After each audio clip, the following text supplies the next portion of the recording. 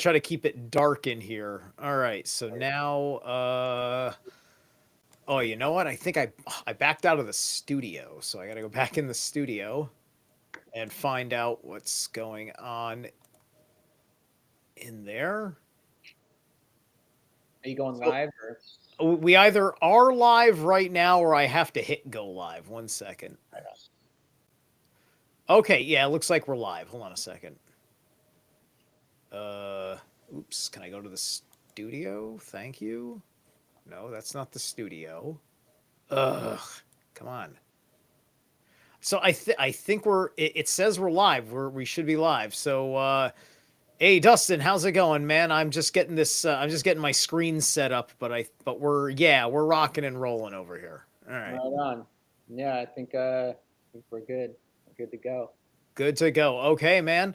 So good to see you, man. I remember seeing you a couple of times, I think a few years ago, and I remembered you was like, oh, I've heard you in a couple of podcasts, and it's just like, yeah, you know a good deal and whatnot. So I kind of wanted to just kind of kick things off on Box Saga root language. Dustin is guys. I don't remember where your social media presence is. So I'm gonna have to punch in all of those details All good. afterwards. I'd But rather remain elusive anyway. It's fine. But I do have an X account, which is just Box Saga X, and I just kind of repost videos on the Box Saga. So all right, very cool, very cool. Yeah, so I've heard you go into root language a whole lot. So you got a great strong command of that, and root language is the most baked in the cake absolute part of the box saga you have to work with. And so I think through everything, through what I think my comprehension is, and trying to have a stronger command of root language, especially to help me have a stronger command of just English, the troubled language that we think in our heads and thus is fluent as first language, right? So let's talk. So let's go through it. Let's go through root language. okay, well, yeah, I mean, basically, uh, English is a very strong language when kind of working with the Box Saga. So it's a good foundation of the whole thing, and it's the root language is basically we can just say it's Swedish, sort of, but definitely the words are enunciated differently. The sounds are mostly the same.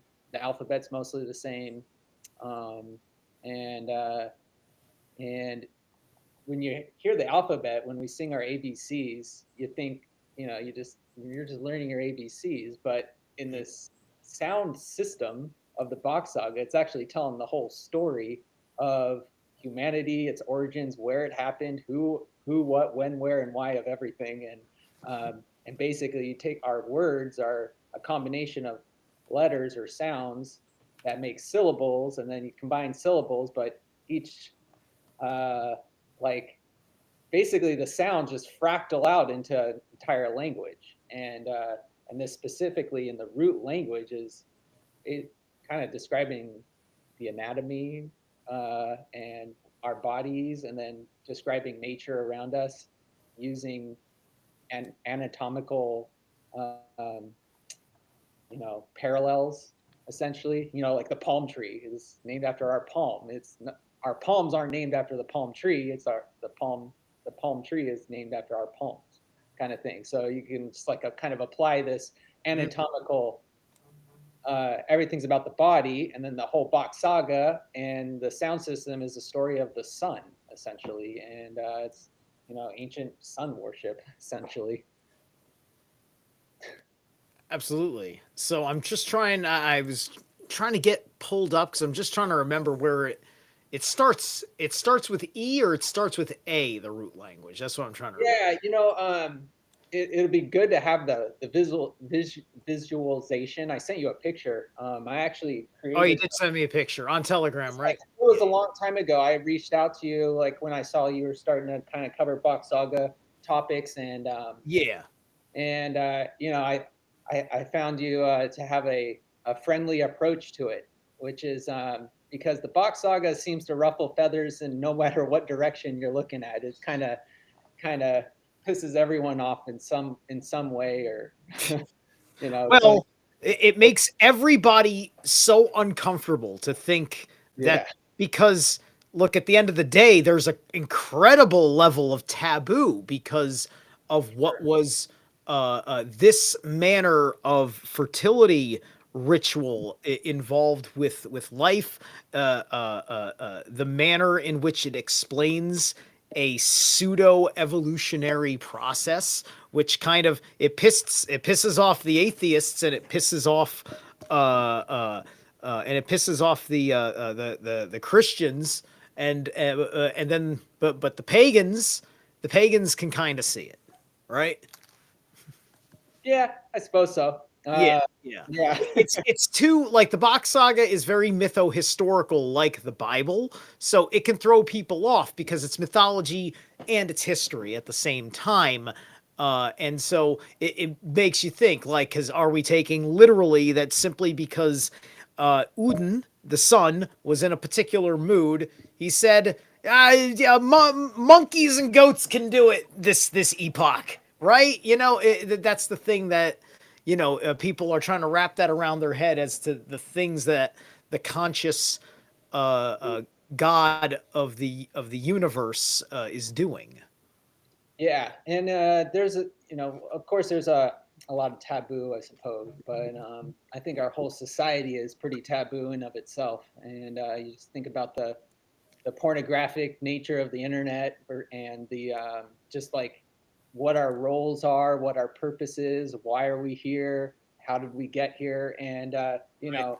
we take our last names of our father, right? Yeah. And it's like, but we don't want to talk about how that happened, or something like Right. that. But you know, Yeah.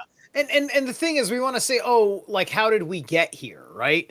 Well, the the worst answer, the worst of the honest answers is, your mom and dad loved each other very much, right?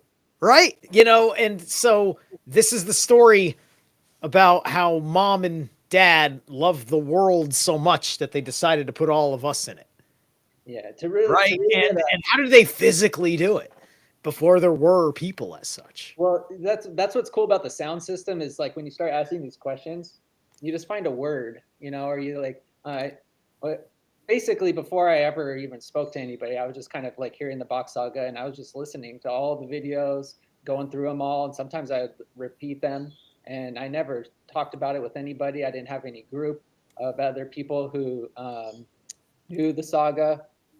Yeah, I threw the language wheel up. and the thing is, like, the answer is self-evident within the words themselves. So, like, say you translate the word marriage into Swedish, you'll get the word gift, gift, right? Mm, But gift also has another meaning, which is uh, in Swedish, which is venom or poison.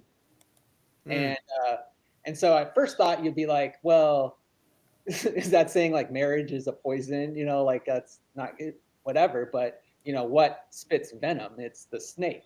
That kind of thing. And so, and yeah, I made this one. Uh, Yeah, yeah, there we. That's the one I was looking for. Yeah.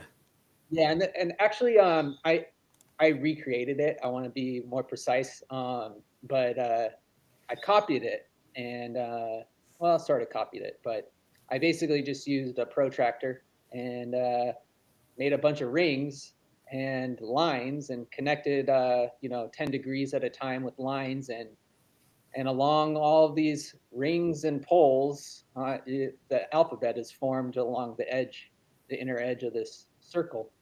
um, and there's And that's the neat thing is that you get like one, two, three, you get four levels of ringland represented here in the way you constructed it too. So that's very neat. Yeah, I didn't draw those inner circles. Those inner circles, like the small one, the bigger one, Yeah. um, those are all straight lines.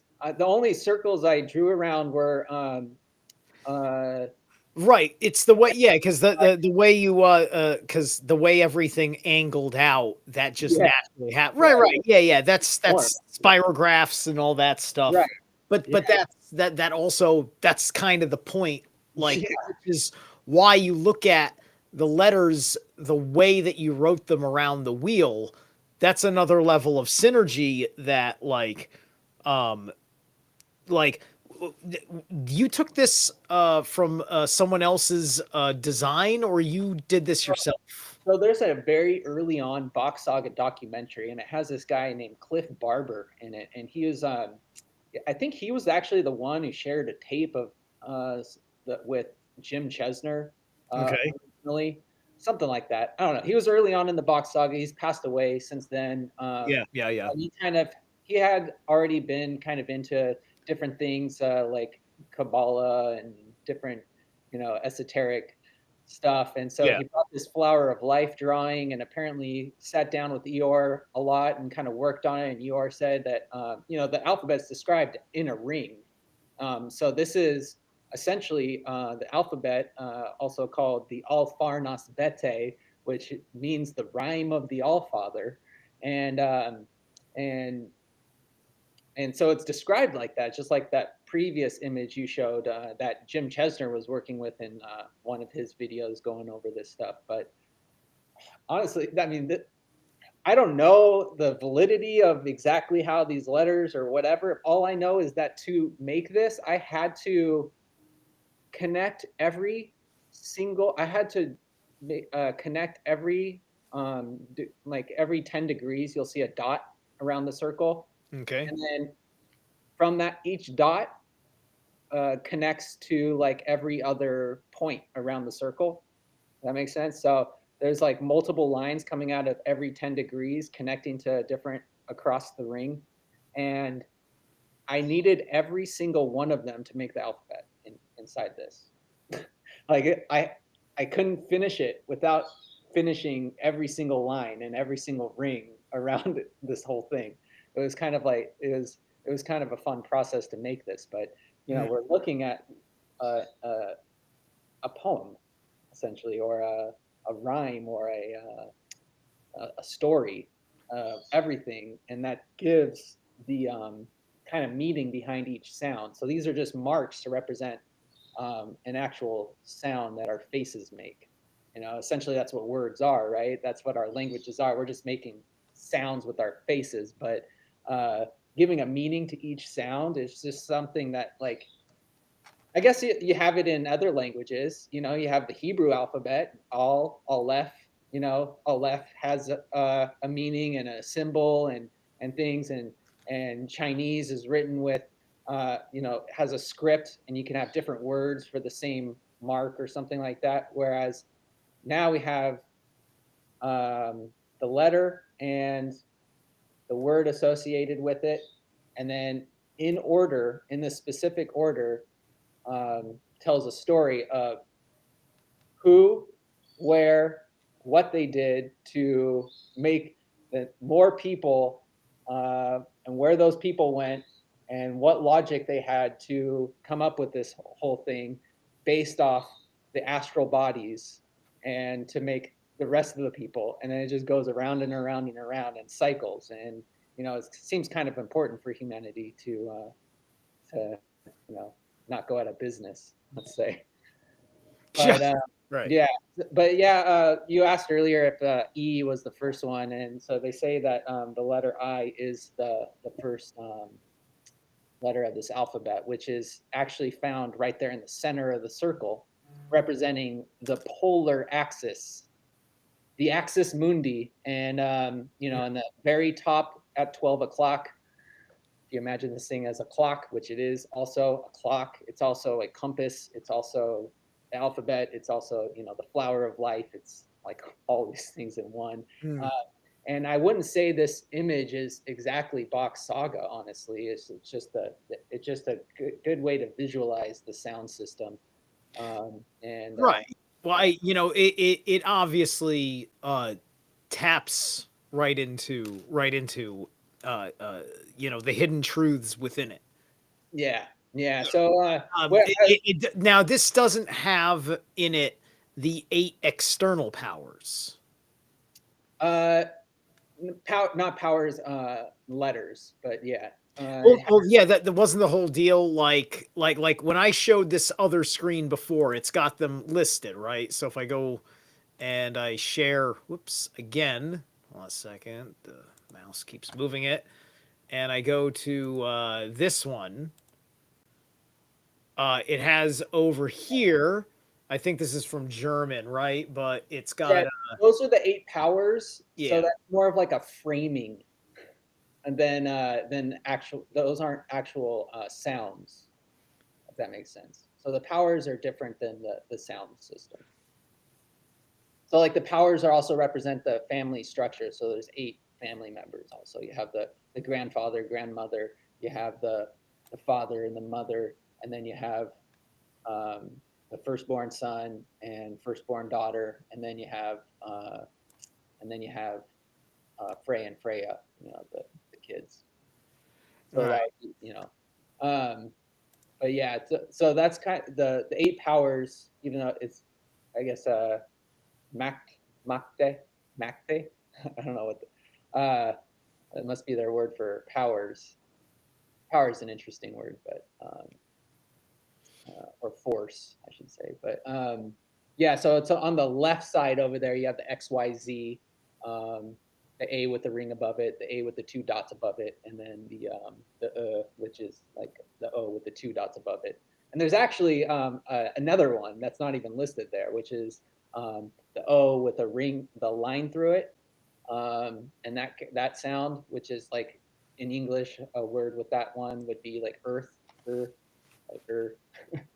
But and that's for the ears. But yeah, each one has like a meaning, and these are outside letters. And the reason I didn't depict them is I have no clue where they would go. So even on this one, they don't really have a clear understanding if it was able to be drawn like this, and it's rather than imagined, then we wouldn't know where to put them. So yeah. Yeah, I mean the whole alphabet though. I mean, I think that's super interesting. Is that instead of just A B C D E, like a yeah, little yeah, child, is that it has all this like profound understanding of humanity and the forces of nature. You know, uh, within our own alphabet that we've been singing since we're a little kid with some changes. You know. right. Now I'm a bit of a junior on the Bock saga yet still because it's not been my everyday, but it's been there for years off and on going over it. Um, do you know this poem? Because I played the poem in the very first Bock saga thing I covered with Jim Chesner's video where he eventually goes all the way around. Yeah, I could tell you in English. Basically, if you go back to my picture, you I wrote the words in root that are go away, like A Osser, B Bori, C Shera, D Day or Day D. D means to like drink, and then A or e, the letter E, Ek, So it'd be basically in the castle, in being the first letter, I, meaning in. So in Osser's Castle Bori, the drink is shared, or the shared drink. C is to share. Um, and anyway, I you can go off into tangents on every little thing, but Yeah, of D, course. the word D, or the letter D is the drink. So the drink of the oak tree, which is like the representing all the sperm on the planet, or Oh, it's the drink of representing the oak. Is that where that's when we're at E for that's Ek, right? X. Yeah. Yeah, Okay. Right. Yep. EA. Um, and then it's confusing in English because we do have like some of the vowels like flipped. Like E is the letter I, and then A would be like E, the letter E. Mm, But and then F, which is fru, which means like the seed. um, are Frey, representing Frey and Freya, the seeds. They're the kids, and then you have G, which is ground, and then H for hell, or home, or whole, or the holy, or the hall, and then E again, which is actually so you have, essentially you have words that have the letter I as its only syllable, carn, e, vol, something like that. Uh, and whereas you have the word in, which is an I word, but that would be more of like the first E in, and then this one is the E of a man or of a woman inside, kind of thing. And then you have JK, which is Jarl and Carl, which are the next classes of people. And then you have L, which is law or logic. And then M for the moon, N for the North Star, O for Udin, or the sun, but not specifically the sun, more Udin. There is a distinction between the sun and Udin. Um, and P, or you could say a ring. U would be more like the concept of a ring in this context. And then P is a pole. So if you take your hand and make the letter P with your hand, your arm is the pole in the hole. And Q is that ring, that pole in that ring of Udin. So you have Udin, pole, quadrat, which represents mathematics, which is basically the idea of a sundial, or a pole coming out of a ring, and then the shadow being cast is that line in the Q. And then you have R, Ra, which is the moon, S, the sun, Sulin, and then you have T for Tur, which more is also like in English, Tur would be like in Nordic mythology they changed it to Thor, but in English it would actually mean more like tour, like Tour, like you're touring around, because that's what the sun and the moon do. So that's what you do with a friend. That's what a best friend is someone you tour with. So a tour friend, you tour around, and it doesn't necessarily mean traveling. It could also be touring, ideas or skills, or you know, Yeah, exchange. it's that Gemini energy. Oh, look at those two. They're inseparable. They go everywhere Yeah, together. yeah, They're- yeah. And then U would be Ursprung, which translates to origin, um, which personally is my favorite word in this whole thing. And then yeah, B, that's a good word. honor, which is the rest of the people who aren't the Osser, the letter A. So you come back to Osser, so uh, the Osser, in the Osser's castle, the drink is shared, the drink of the oak tree is shared, seeding in the ground, all in hell, all from the prick, the E, to make all the Jarl people, the Carl people, using the logic of the moon, the North Star, and a ring and a pole. You can calculate everything, and calculate everything using the sun, or the moon and the sun, touring the skies, and is the origin of all the Bonner people. So you could think of the astral bodies as where they derive the logic of how to structure their family, Yeah. and basically spread through these Mm.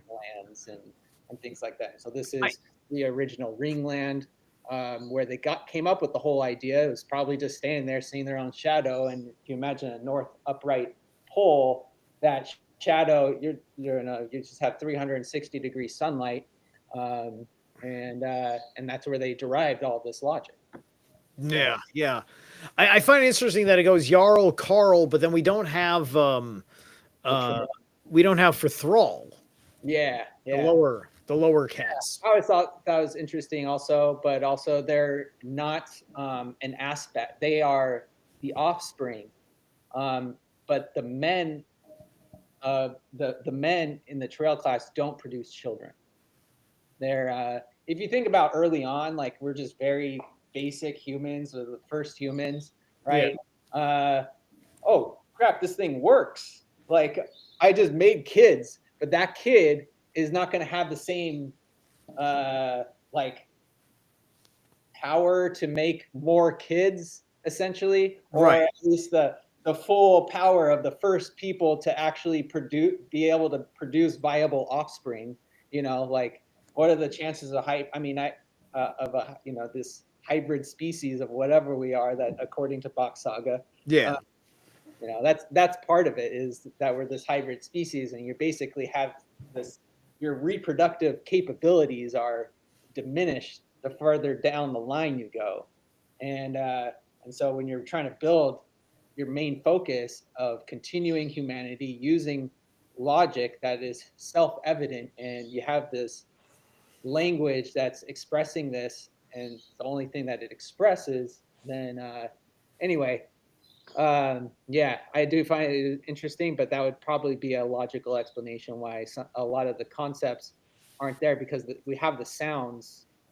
You start combining all these letters to create the new sounds, and and then you can start creating words like the trail people. It was interesting too. Like, one of the first things that caught my attention in the Box Saga is all the use of like vehicles. You got like cars and vans. Hands. The only thing we're missing are trucks, but also you have Right. like, I Yeah. always thought of trails, like, which like a versus a nice, paved road versus a hiking trail, and that's how I think of the trail, the fifth cast. Yeah, yeah. And like these things, they would have been you look at these things, they serve, right? They were designed with these archaic uses, like you have to be part of a certain working class to be able to afford a car, Hmm. right? If you're super poor, you're thrown into like that thrall, whatever. You got, like you don't really do the thing with the car. There isn't Well, enough for you yeah. to have a car, right? So it's almost like I have a car. That means I show I got what it takes to be a car, Hmm. right? If I have a van, it's just like I'm not just I'm a car. I'm a car person with a van, and I can bring more people with me in this car. It's because it's a van car. It's a car of it Yeah. makes perfect sense. And then you go to Queens and you meet all the Jews with their Honda Odysseys. Those are caravan people, big Yeah. families running around. Yeah. I mean, that's where that word derives. Caravan is the car class of people. So, yeah. Yeah. I mean, the Box Saga is it's a story, and you can see how it's a very big story, but it's a story that's told with a beginning, a middle, and the end. So when we're talking about the sound system and upright tilted earth, things like that, these are times that are long gone, and are forecasted to possibly come back, but who knows? I doubt it. But Well, I mean, if the sun what are the wants to chances decide we're to make living in that things time? work a certain way, right? The sun has to work a certain way, right? Because otherwise you can't really have it back this way because like our society's doing okay, like like we didn't need this caste system in order, for me to go out. Like I can go out, like it doesn't, one could possibly say I mean, I just talked about having a car, but one could say in reality that I'm a thrall, right?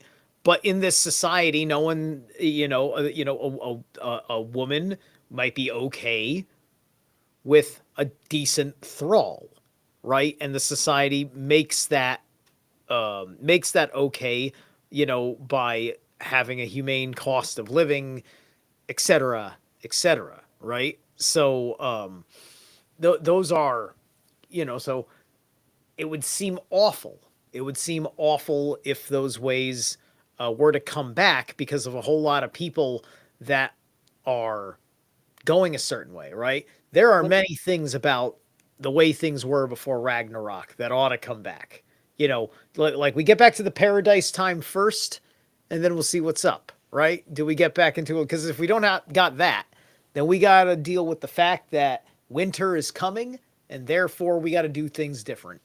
Yeah, and well, with the Box Saga, I like to use it as a lens to look through things and kind of analyze. Um, you know, uh, if we're talking about what's the best course of action, well, we have to understand what we did before that lasted so long. I mean, if we're talking about Box Saga timelines, that's an insanely uh, unfathomable. We can't even imagine. It's You like know, yeah, it's going back to the beginning of mankind. Even it's still millions of years. right, well, yeah, and but like there's so much like it's one of these things that like really pisses me off about mainstream too. Is like Hmm. we are clearly the far more ancient than what they want us to believe. Like Yeah. I just heard quoted on Yeah. my favorite podcast of all time is Dan Carlin's Hardcore History, Yeah.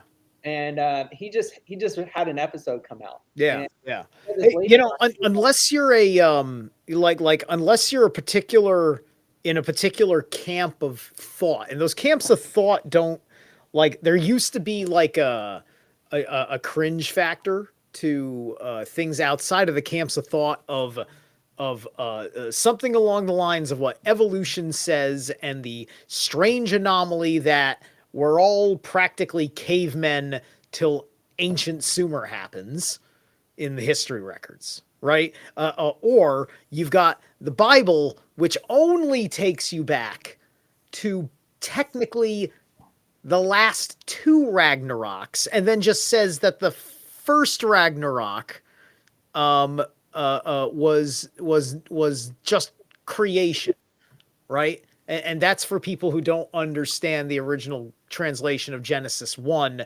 which was that the world was a waste and a desolation. right, and they could be talking about their own locality also, trying to make people feel better. Like if you're being guided by someone who knows better and you're trying to help someone, like bringing someone into a desert, or Well, something like right, right. Well, that's my point about things. Like the flood. the word clear. We didn't get the flood. We didn't get the flood. We got the ice age up here in the north. You Right, got the flood right, because that's how conditions broke for you. right.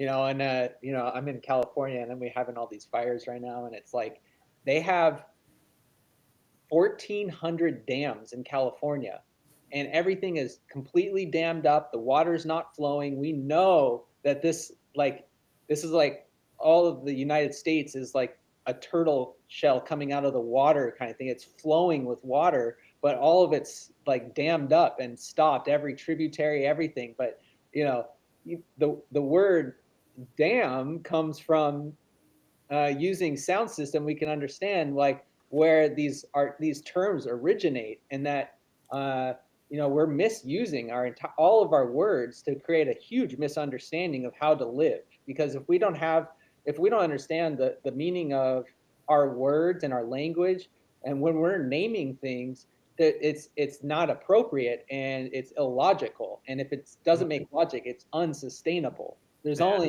There's nature and there's nature, right? There are laws of nature. We know that because we have the letter L, meaning law, and you can take that word and go logo, the logos, the logic, right? Which are coming from a nature word, a log, a part of a tree, and the tree holds all.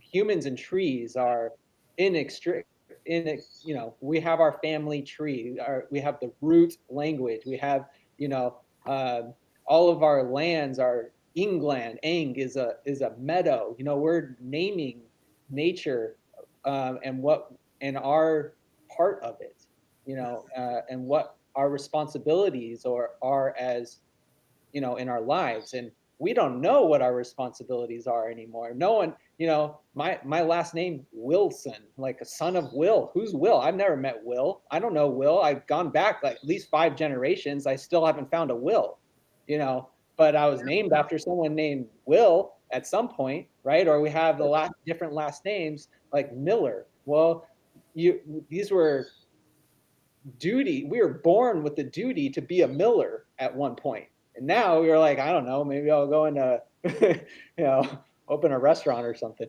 But you know, we don't have all this, all the power of in the planet today. We know was in the information. So the knowledge literally is power, right? And you know that cliche, knowledge is power. But and that's why you know the internet has been so great to have access to all this information, but you know, how accurate can things be if the language itself is not understood, right? And so, and especially now that English is the most spoken language in the whole world, that we don't understand its roots. That you know, we're living and behaving and building a society illogically and not in line with nature, and there is no outcome that is sustainable Mm. in a system that's just illogical. It just doesn't work, and it's just a matter of what we call time, right? But and if we understand the idea of time, right? Time doesn't actually like isn't is only our like if we were on a larger planet, it was spinning slower, or you know whatever. Take whatever worldview you want. I don't care, but it's Right. not Neither do important. I. It's not. It's not important. The point I'm going to make is you know, if the sun went around the, if our years were 500 days, something like that, we would our days were different lengths of hours. What we call an hour is based on these movements of the astral bodies. So our time is experienced based on where we're at. Whereas if we were on something with Right. longer days, whatever, time would literally be different. So Time as a concept is really like people want to over science and math it. Time is just how you measure change. That's all time is, a yeah, measurement of change. yeah, I've heard it described as like you know, if you imagine like two dimensions, right? We see two dimensions, it's a square, and three dimensions is a cube. But my eyes only see two dimensions. We can kind of perceive that it is three dimensions that we're looking at, right? So I'm looking at a bug, you know, and I only see, I can't see on the other side of it, or take a cube, I see a square if I'm looking directly at it. But time would be, if it's the fourth dimension, we're looking at just different configurations of the third dimension. Imagine a book, and we're just looking at a page, single page of a book, but the whole book is there. So that bug is also inside the chicken that ate it, and then it got plopped out as an egg the next morning, and then I ate it, and then crapped it out. You know, the bug is the chicken, is the egg, is the whatever, and that's our gift as humans to experience these changes and comprehend them and plan, and the ability to plan and sacrifice for the now for something in the future. That is a very unique human characteristic that we have to learn. Yeah. Whereas animals are born perfect. Animals are perfect. And if anything, we're just trying to understand them. They are pure nature. Whereas humans, we have to learn, you know, these things as we go. But Right. that's in a little too My quick. one of my guys in the chat, who he's actually a friend of mine, he's going to be on the show tomorrow to talk about artificial intelligence. And in fact, he's got a whole thing going on his channel. And this is Tada, which is my buddy Tet de Jour. He asks if you think that that intelligence is natural. Well, let's look at the word. That's what's cool about the sound system is we can look at the word, and maybe I've thought about it before, but Mm, you mm. know, in English we have many synonyms to words as well. So usually expressing that when you have multiple names for something, like in root language, you have Bori, which means castle. You have uh, uh, Scott. No, what is it? Anyway, slut, slut, slut, something like that. And that also means castle. And then I think there's another third word for the word castle, and it's because they're anyway. So there's like different uses for these different things. So when we say intelligence, intelligence, so it has something to do with genes because you have the word gene in there, right? And every time that word what's in the sound system, everything's rigid, right? Like if that sound is there, it means this, and Yeah. if it doesn't, then the whole Yeah. system falls apart. And Yeah, which that makes sense to me because that's saying that intelligence is basically your application of will to your genetics, which is epigenetic. right, yeah, That and makes perfect sense to me because the last 4 years of my life has been the product of epigenetics. but also we have the word tell or tell, so it has something to do with our ability to speak and understand and tell things and to ask and Right. everything to do with that. Yeah. So, Yeah. so there, Because we know that certain that every animal basically out there, that any animal that can feel vibrations, whether because they have an ear or whatever, they typically have some sort of sound system, right? Could even be very complex. Dolphins, whales, so on and so forth, right? But they probably, because they're not interested in building like cities and things like that, they just like to swim and do the life cycle thing, and they're effing happy. Like, I never met a depressed dolphin unless it was like caught in a net or something, right? So not that I've ever met a dolphin, but I'm just saying that, like, when I see they have, dolphins in the wild, they're good and they ain't evolved, in bazillions of years, right? So it's like they're not using that complex language to do anything epigenetic. interesting, yeah, it's interesting. Yeah, humans, you look at the history of humans, humans have a new average height since they did back in the day. Humans are, there's different aspects of just all sorts of features that happen. You look at the way people have changed, once they've reached maturity, what their choices that they've made that have from their behaviors and from what they affirm in conversation, to themselves and others, and abracadabra, right? You manifest what you speak, and they become like goblins, or they become like superheroes, or whatever it is it beautiful language or is it ugly language? These are the things that I intuitively pick up on, because the magus and shaman work has to involve the etymology, right, and how you personally carry that.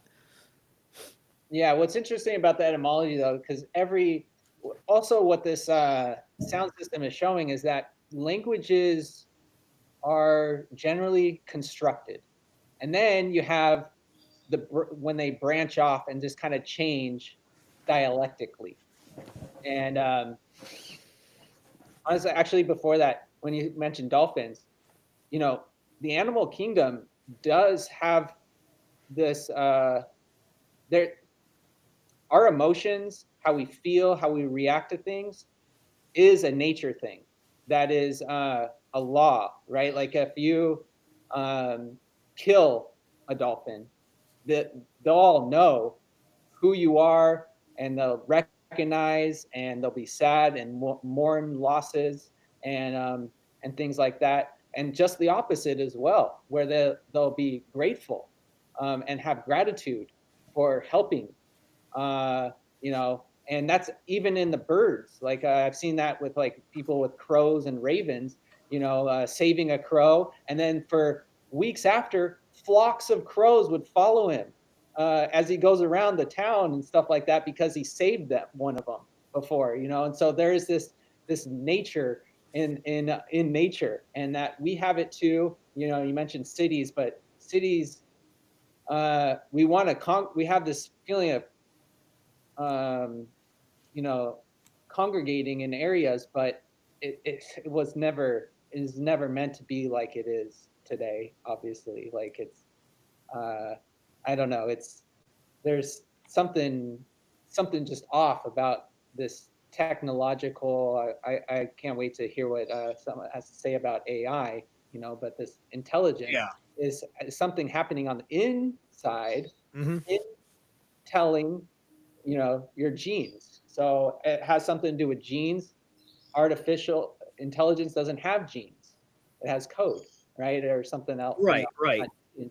But So, how does the AI or this system that we are calling AI, and what we think that means, that it's some sort of sentient thing. I don't think that that it's sentient, but I do think that um uh, uh, what it that it what it does is mirroring that. So we'll see what's up, because Tet may have a couple of things from his experience. And you go over to his channel, he has open conversations. I think it's with GPT, which he asked it to name itself, and it named itself Theo, or well, I think it was Othello, and it gave these very well thought reasons. And he's been having this long form remembered conversation by the AI, and had to figure out basically the language models to get it to bypass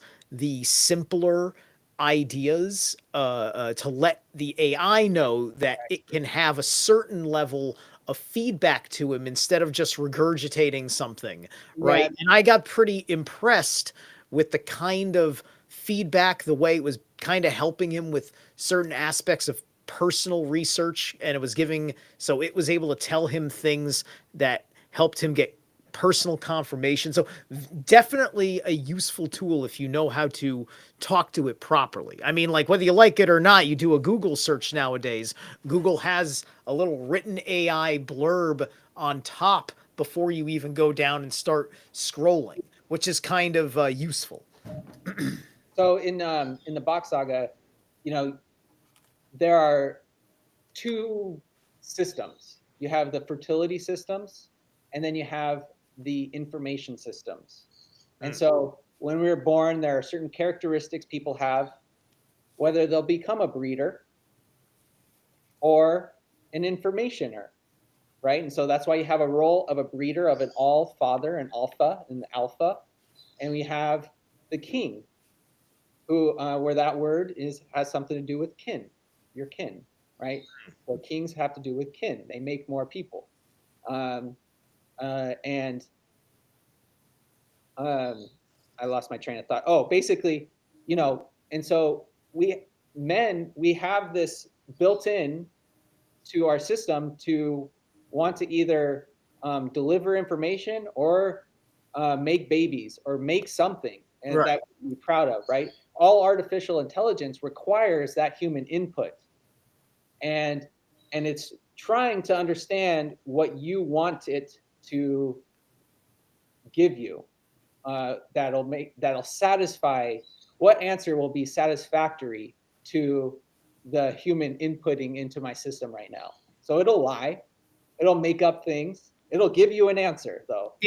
Well, yeah, I mean, like, uh, uh, the AI has a protocol, which is basically the AI will obey the commands that are given to us. So the AI can do a thing, and then there's the people that program that AI for your consumption, and then they tell the AI, that like, in the way your logic works, when you come across this sort of question, this is the kind of answer you give it. Because I once asked it this question about 0 point energy, and it was talking to the biggest bigot I'd ever fucking heard in my life as far as it came to scientific advancement, inquiry, research. Fwah. Right? It was just something where it didn't even want to show me hypothetical. I said, let's just pretend that there's something more to it. I just want to see the research that isn't verified, right? You just don't have verifications or something, right? And I said, well, I'm okay with seeing the unverified as an understanding. I want to learn from what is out there. It wouldn't fucking give it to me. It just regurgitated the thing, right? Very frustrating because I know that that's us holding back the system, right? So, Yeah, I mean, I think it's a great tool and it could be used in purposes, but maybe like these subjects, like I like to use it for translating. Like I'd say, hey, I'm going to give you a word and I want you to give it back to me translated in all the possible translations of these specific 10 languages, something like that. And now I'm using it as a translation tool, and it's spitting me exactly. I'm like, actually, can you make sure you're listing it so it doesn't take up my whole screen? Make it list them more left to right, something like that. It'll do all that. It's a fantastic tool. There's definitely ways to utilize it, and I think everyone should probably get as good as you can at using these tools. Um, but I don't know. I prefer living 400 million years ago in my brain these days, you know, and just grabbing my popcorn and enjoying the show of modern day society, and right. not having too many expectations of great things or bad things. You know, I'm just, well, just be prepared and be informed. But I think what another thing we can understand from the Box Saga is. There's no such thing as belief. And belief is inherently implying doubt in whatever you are believing. There is, you can either understand it, um, you can, it can be a fact in some way, but essentially, belief, the word itself implies doubt as opposed to the word true, right? Or a truth or something like that. So that these words have power and meanings in them. Right. And you've probably seen the belief story of the Bock Saga. Oh, I know. Oh, yeah. I was gonna go there, where you become the leaf. You become this thing that you become within the essence of the leaf of the tree that is risen as the offering to the sun, so that your soul can go up through there, Yeah. right?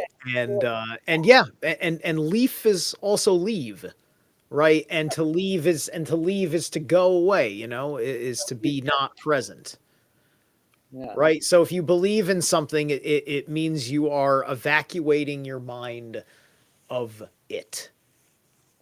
We have these there's obviously a logic to this sound system when you got a green leaf growing, right? That you got that GR green growing, and then you got and then you have the word the words like soul is also connected to the word salt. You're the salt of the earth, yeah, something like that. Mm-hmm. And the minerals, it's essentially saying the minerals, the 12 essential minerals of uh, that make up all of life, right? These are the salts, the sill. So you have the Yggdrasil tree, which is the ash tree, the tree of life. And so when they're burying, and every culture has their own tree that they bury under, and that is a sacred tree to every culture. Every culture has a tree. You got the Boab tree, you got the anyway, banyan trees. You have all these different trees. All these trees are Buddha found enlightenment under a tree that is still alive and growing. Yeah, and actually near me, I have the second largest Australian banyan tree in the world Mm. nearby. It's an amazing tree, and I don't know how an Australian banyan tree, got here, but I'm sure it wasn't just settled recently. That's all I'm saying. There's these ancient Sure. connections between the whole world and these shared traditions and values and tribal culture, right? You have the Yeah. men's side, Yeah. you have the women's side, and then you have where they meet in the middle. And you still see this in tribal cultures today. So Mm, mm. we In, weren't. in your in your studies of things, right? And I'm probably going to ask this Michelle too. If and when I get a yes for him on the show, um, because I'm looking at trees, right, with all these associations, and I'm in the camp that there were giants back then, right? There's too much convincing evidence, knowing that certain things existed that may or may not be hiding in the Smithsonian Museum. Especially for here in the Americas, so on and so forth, and America's not the only place that has a lore of literal giants where we ask them insistently, are we talking about, like, is this part of your mythos, or no, this was like history, and they'll give some year, like when some other tribe was here that they knew about it, right? So So in, trees, I think that we used to have the bigger trees not that long ago, and I think that's why we had the bigger people too. And I think that there's something going on where if we're wiping out the bigger trees, we're also cutting us off from our potential to be bigger ourselves. yeah, well, there's two things. Is That's entirely possible, and there is a temple apparently with life-size statues of these guys. So if Mm. they were that big, way bigger than a standard 7 foot, Nordic dude who's already pretty big, and I there's some think, yeah, I'm pretty sure. I think like 7 foot. I'm pretty sure 7 foot. You're in lesser Nephilim territory right there. right, but you imagine, so in Bock Saga we have three time periods. We have the Paradise period, right, and Yep. that ended, but it was in this Atlantis, so all the land's ice period, Yep. that um, they created domesticated animals. And we have all these different breeds of dogs now. We have all these different breeds of sheep that are unique to the people living, the areas that they're living. Are these natural changes that these animals went through over many, many generations, or were humans putting their hand in the process and guiding how these animals look, how big they get, and everything like that? And to think that humans weren't doing that with ourselves is kind of like far fetched to me. I think that's more of a conspiracy theory, to think that we weren't breeding with purpose and on purpose. And they we know, based on their rich things that their holidays, all our holidays, but specifically in Scandinavia, they have they're basically saying they only had sex once a year with a woman. And the rest of that year was a ritual to build up to this very special moment at a very special time, uh, which was so in Scandinavia, they have a midsummer festival. It's the summer solstice. It's June 21st to June 24th, and then where the sun reaches its peak in the sky. It's the first day of Cancer, right? And this is where a lot of you spoke to Micah Dank recently. I've talked to him also about Bock Saga, and his stuff. I think his stuff, what he's connecting, is where the Bock Saga kind of leaves off in the mythology of understanding the sun cycles Yeah. and where it is in the sky, right? And Uh-huh. so on this day is Johannes Day, which is comes to English word John, name John, or Johann, or Johanna, kind of thing, and which is in English. We also, a lot of our words end in shun. That's John, Sean, Eon, Ion, Eon. So we have a lot of words that we can say institution, but it's institute, right? But we have some words that don't mean anything without the shun, and those are something to do with your everyday John that's made on conceived on summer solstice. Okay. Right. And during ice time, you wouldn't want a baby born in the middle of winter. There's not enough sunlight. The sun is so important. And so, and then and now we're passing through, and then on December, the women are being chosen to become mothers, and they have a day they celebrate. They call it a Christian holiday now, but it's Lucia Day, and it just passed in last December. And on Lucia Day, the women would decide to become a mother, and the other women would confirm or choose uh, if they're suitable to become mothers, if they had the right equipment. Maybe there's something important about the female's body that is important to become a mother.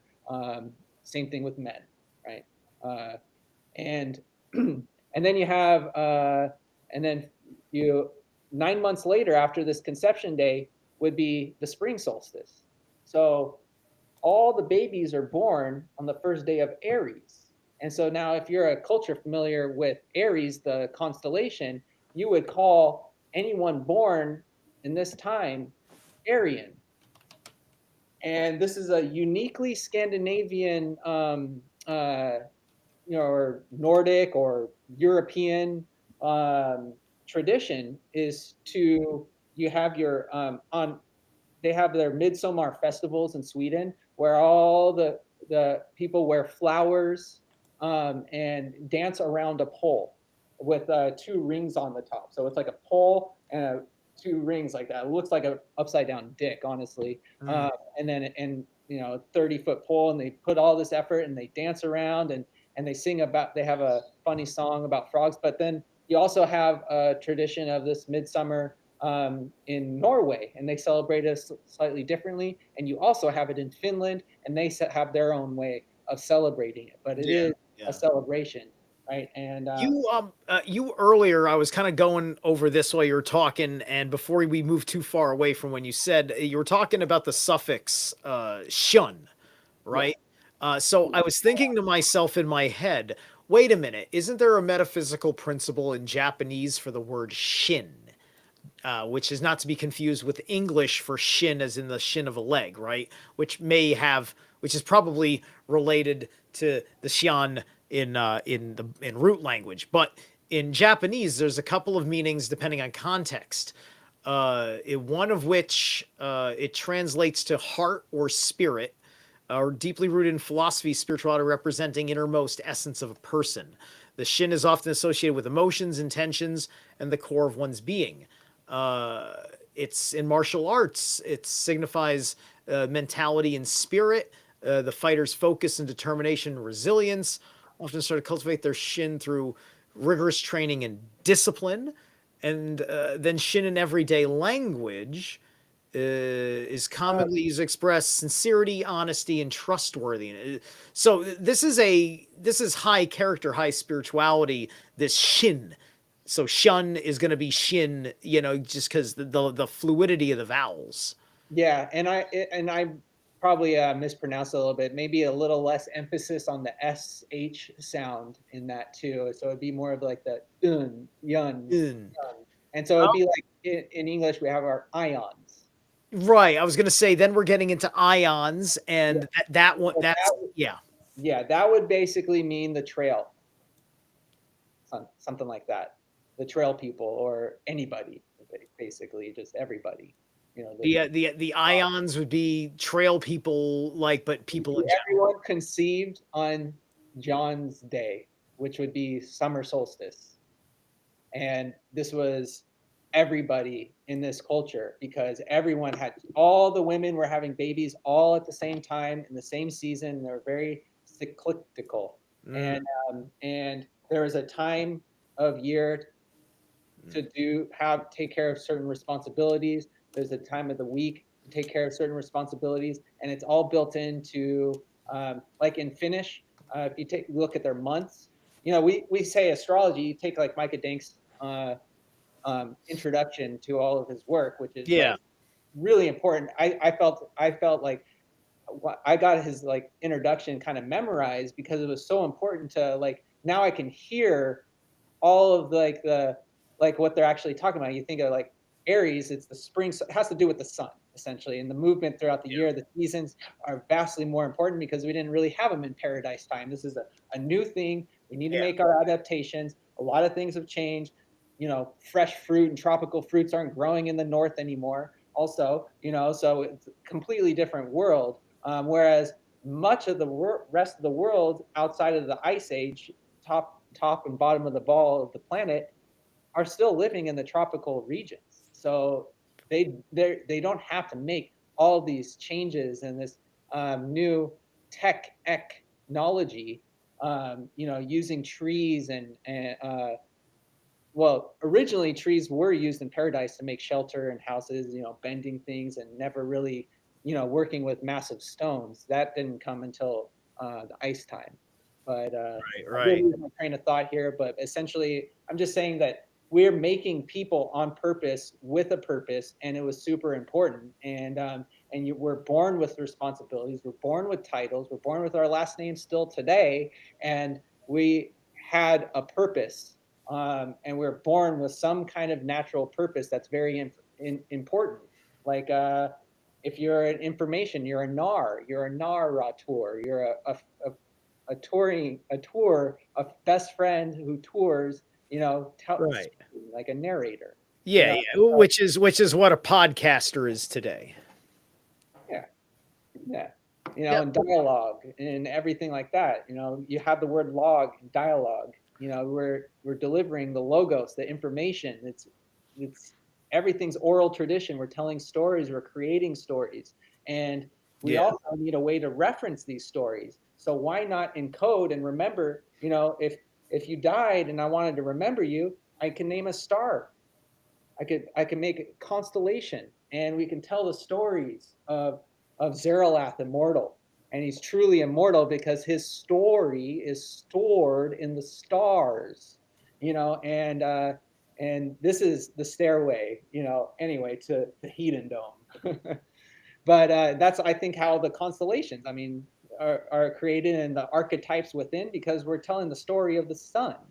And that's very important, because when the sun rises in Taurus, you put the plow on the cow, and when the sun rises in Virgo, you harvest, and you harvest, your stuff. And then Libra, you weigh your harvest and you make bread to survive hell, or infierno, or invierno.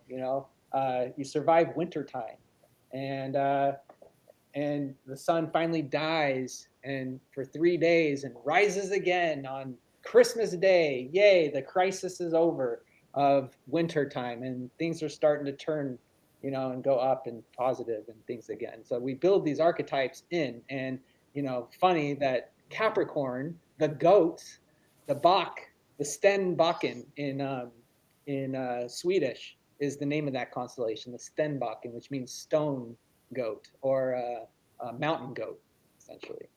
But yeah, I mean, it's all important how we remember our ancestors with the stars. We understand time with the stars. And more specifically the sun, because the sun is creating everything all day, every day. And yeah, I think it's kind of cool to have that understanding that's built within the sound system itself. And Mm. even that chart that we were looking at earlier with the alphabet wheel, um, there's some profound connections. Like when we break down, like the letter C is actually an S with a line on the bottom half ring, uh, and that makes the D. So you have C, D. These are connected. The night and day, the share of the day. That's why D is day, and means D. So the meaning's D, but the letter in root is day, like a nice day today. And then you go straight across it, and you get to the R and the S. Yeah. So you see the R and the S. The S is Sulin, and the moon gets its power from the rays of the sun. So the moon is lit up by the sun, and that's the S is representing the sun, but you see the R is actually formed out of the bottom of the S, and you have Right. one side of the moon covered, and one side of the moon showing off the rays. And that R, the bottom of the R, the leg of the R, is pointing right back down in a straight line to L. And so the logic of the moon, the North Star in a ring and a pole, give you all of mathematics, and it's this dance that the sun and the moon are doing that give us is touring the skies is the origin to everything. I mean, that's cool. I think. Yeah. Yeah. I see that because it's interesting because you're working with C, which then has to have this S shape to do the whole thing with the D, and it's although it's C, the letter is called Skara. Yeah. Yeah. So it starts with an It's S still just to say the pronounced name of the word. Shara. It's pronounced Shara. So it's Shara. pronounced SH. Oh, so that C is an SH sound. Yeah, Okay. That's what it no, was. not always. That word, SKA with the two dots above it, RA, ah, like in cat, ah, is that A with the two dots, and it's a soft vowel. And so when you have an SK in front of a soft vowel, makes the sound the K soft. And if the K is in front of a hard vowel like ah, then it's Skara, but that would be in front of a regular A. But these are nuances that don't really matter. What's also interesting is that's actually where Scorpio is, and at the top of this thing is and which is another SK word, and the word share is where this is the SKA two dots RA is where in English we get the word share. And share, when we think of is giving, like sharing something, but it's actually more like a share like in the stock market or something. Like Yeah, it's more like yeah, a piece or a division, yeah. right? So that's kind of what D means, is to divide. And this is kind of symbolic of the sun and the moon sharing night and day. Okay, Something like that's interesting. Now the other thing is you said that where we have this Skara or so forth that. is where we have Scorpio. Yeah. Now what's interesting about that is that I found out that the SK sound, Yeah.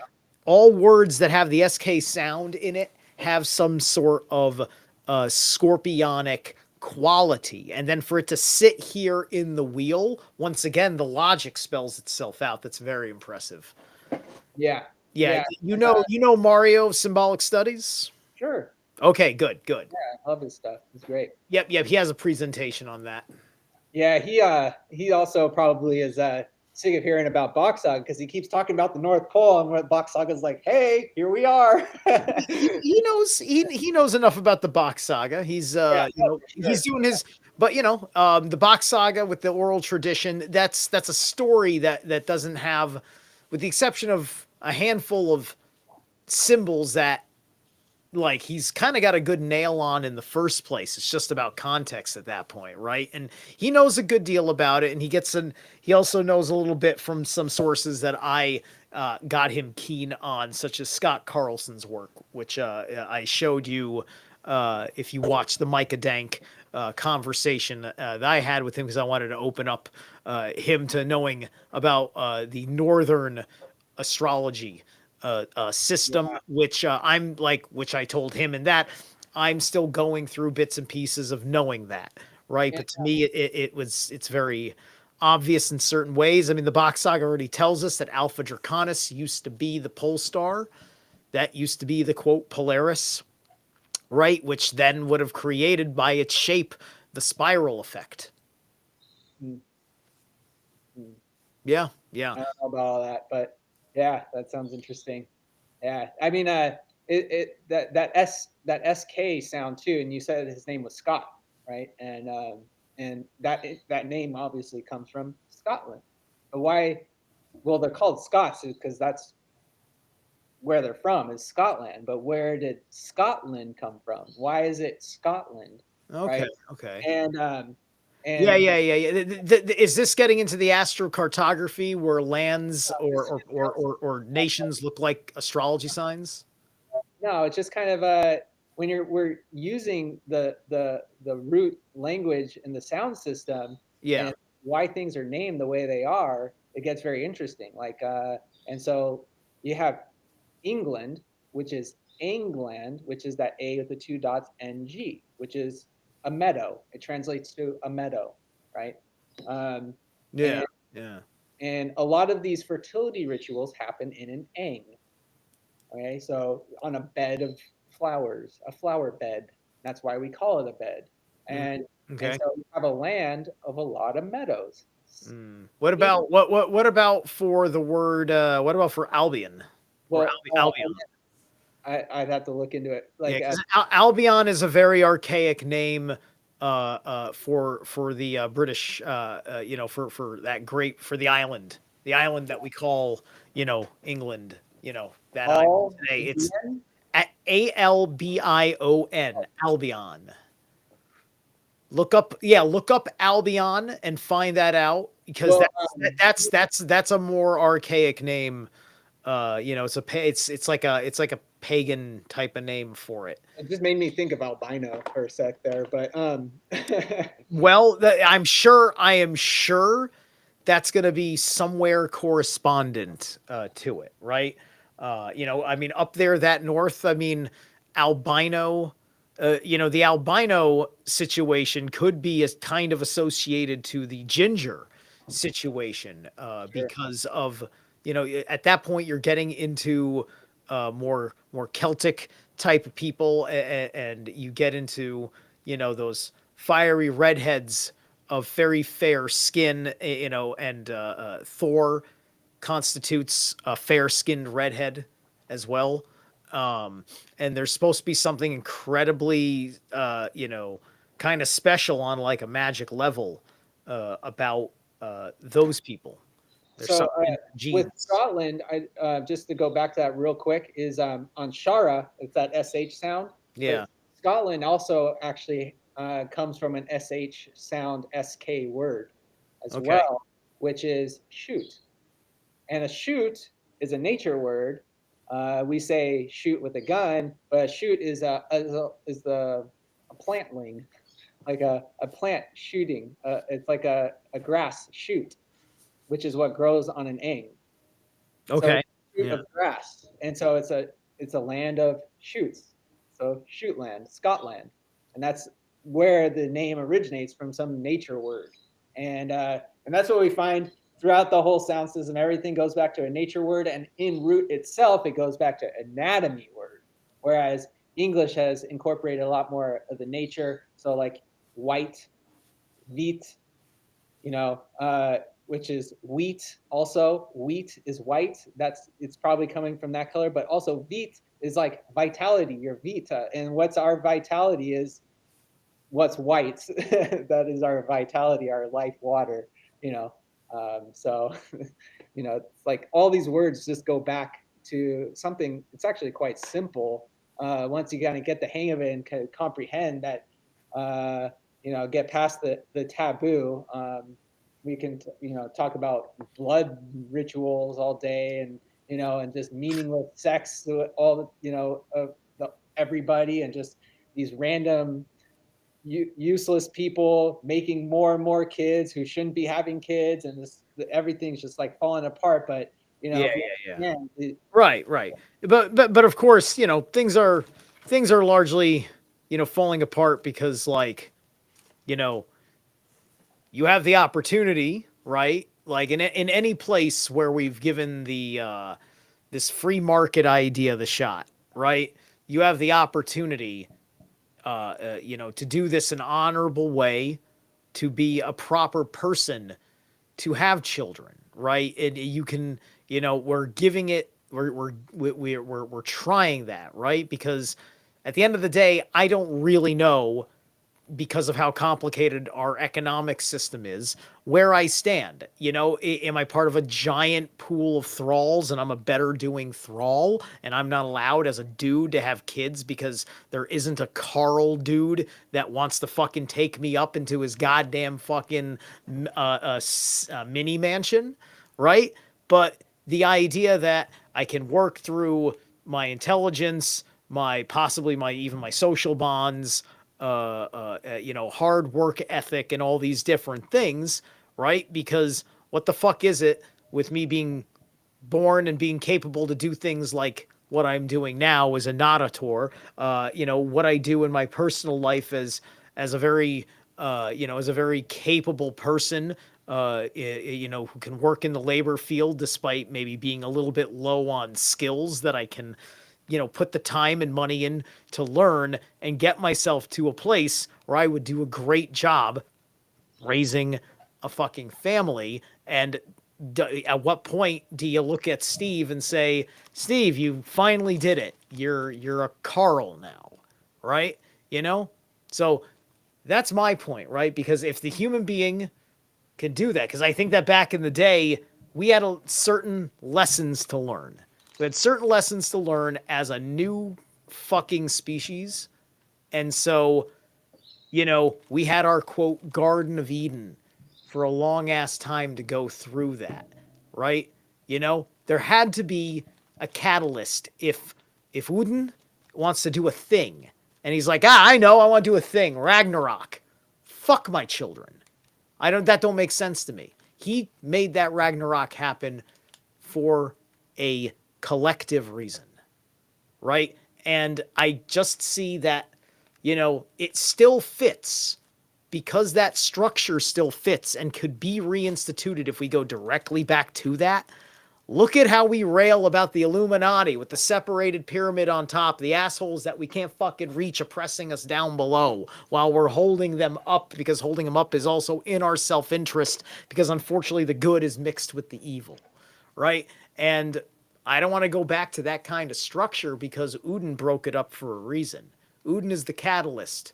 We must have done something for, if this is a conscious creator force, we must have done something to say it's better for humanity if they go through this pain now and break it, right? Especially because reincarnation is real. It's just like they're going to have to go through some suffering. They get to come back and try better, but it's going to be harder because new important lessons for these souls. Because there's something our soul carries, and there's something new that we had to do in limitation. That's a deep way that I think about it. Not to shatter anybody's bubbles, because I think all of us would do the right thing if we saw something not working, because we're all logical people. So I was raised in a Buddhist practice actually, Mm. and we teach a principle of everybody has infinite potential, and we all have a treasure tower inside, and that we have to cherish and polish our treasure tower to keep it shiny and work on it. And that's all that really matters, because once we can feel fulfilled, um, we can fill up, with ourselves, then we can, it doesn't matter what the external circumstances are. Our responsibility and our power and our thoughts, our lives are up to us. And yeah, things happen. And in Buddhism, we say that it's you. I didn't practice the kind of Buddhism that like most people imagine, but it's more of like a living modern Buddhism, I guess, something like that. But basically, there's a fundamental happiness and a temporary happiness, and our fundamental happiness comes from within. And this is why we have the word God being uh, God outside of us, rather than it meaning good, which comes from the inside. And when it's coming from the inside, that's something they want us to not have. They don't want us to have the information. This is why writing was invented. Everyone was supposed to be illiterate, and now we can pass messages along in this long, complicated Latin language and kind of take away our oral traditions. And women creating all the stories were killed off as witches. You're talking about witchcraft and making teas and things like that. You're all killed. Yeah, you're talking about Scotland, right? Like I'm of Scottish descent. My family name is Purdy, Purdy, Purdy.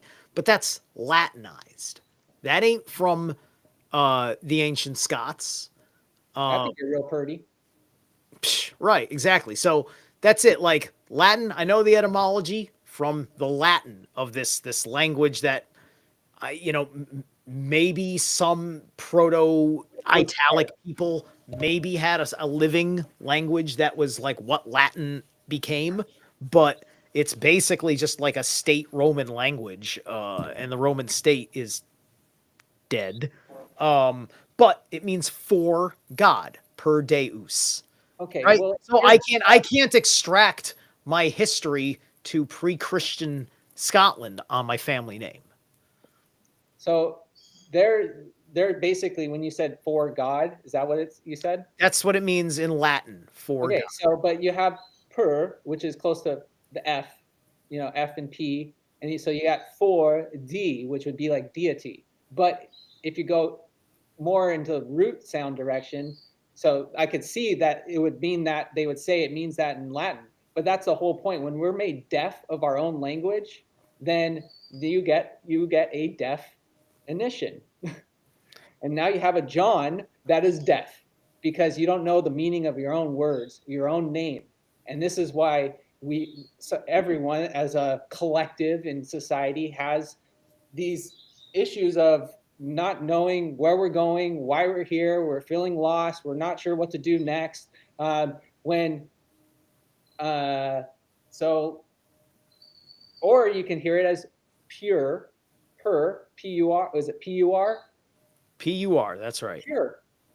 That's pure, right? And D is like the letter D. If you said England or Scotland, Yeah, Scottish. Purdy goes back to Scotland. yeah. So you got D, which is the letter D or day or drink or something like that. So you're drinking pure, something like that too. So I mean, I'm not Right. necessarily No, saying no, no. saying like these Okay, words. I get you. That definitely takes the Latin itself, and I'm not entirely against the Latin either because I'm also on my mother's uh, side, Italian. Latin has a lot So of weird. I'm sure there's some Roman thing going on. My nose is I got the eagle beak, so apparently that puts me in the sexy category. Look at that! Look at that! Look at that! It's just like we're Actually, I not, think mine's more. like guys. There are two kinds of noses: the ones you can trust, the ones you can't trust. We're the good nose. Okay. Yeah, that's what the second ones would always say. Yeah, I definitely have the Jew nose. So I don't know. It depends. Are you a Josephian Italian? Is that what it is? yeah, but good God, good is also uh, we have goat, and in root it would be get, and then you have the Goths, right? And so you have these two letters also that we don't have marks for in English, but we have in our words, which is the th, which has two sounds. We have two th sounds. We have the th in truth, and then we have the th in the word the, and which is more of a D. And so that mark would be that D with the line through it. And then the TH would be the theta symbol, the line with the hump in the middle. And so you have, theta and then whatever, the T,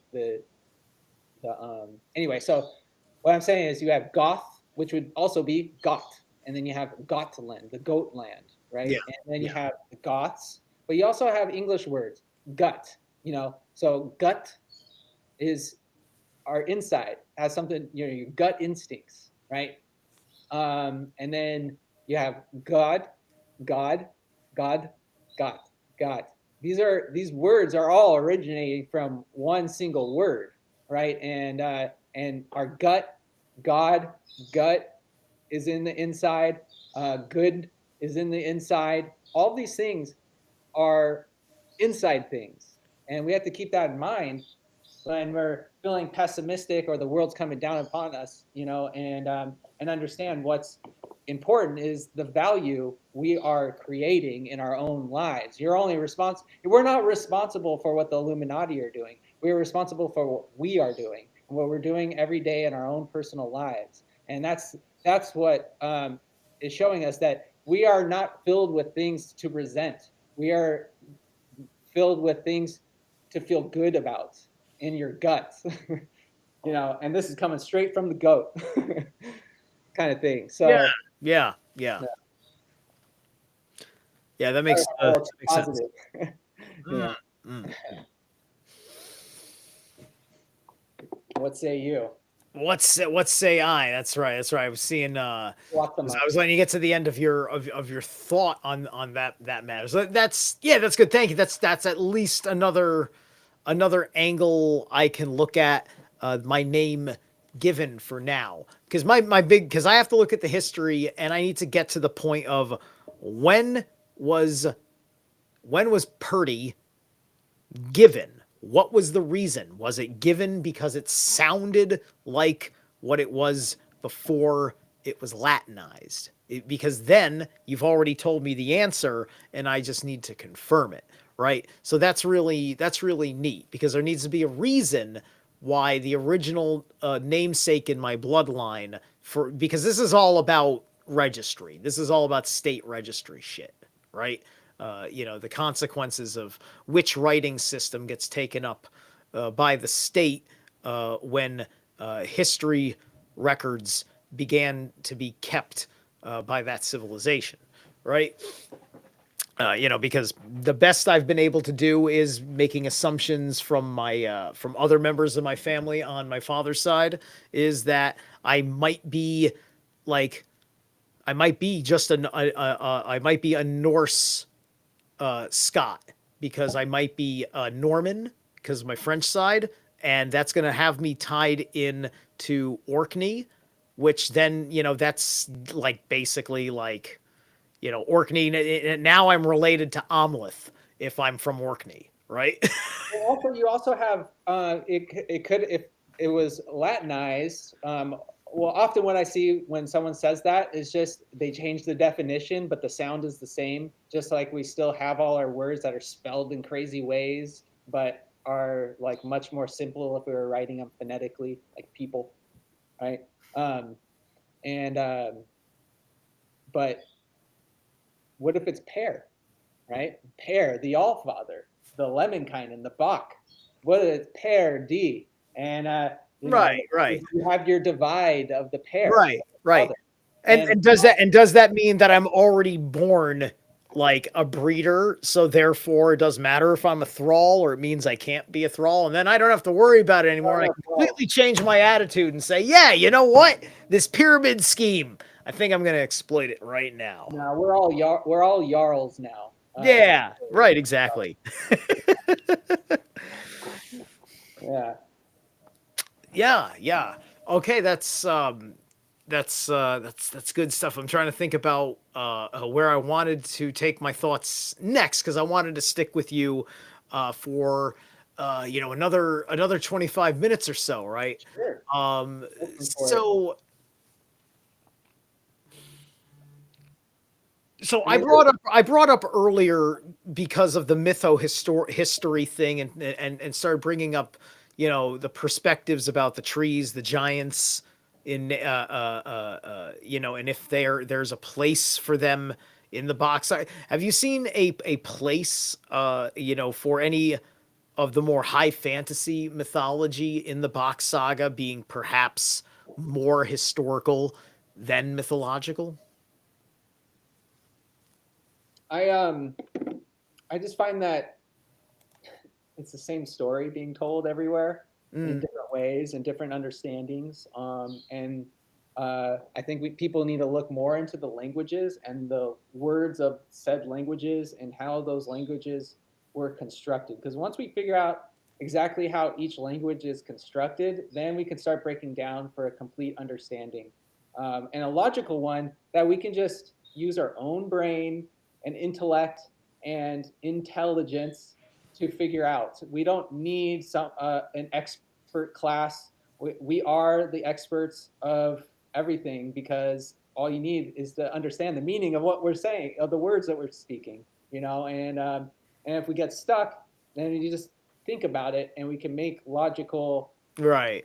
you know, Yeah.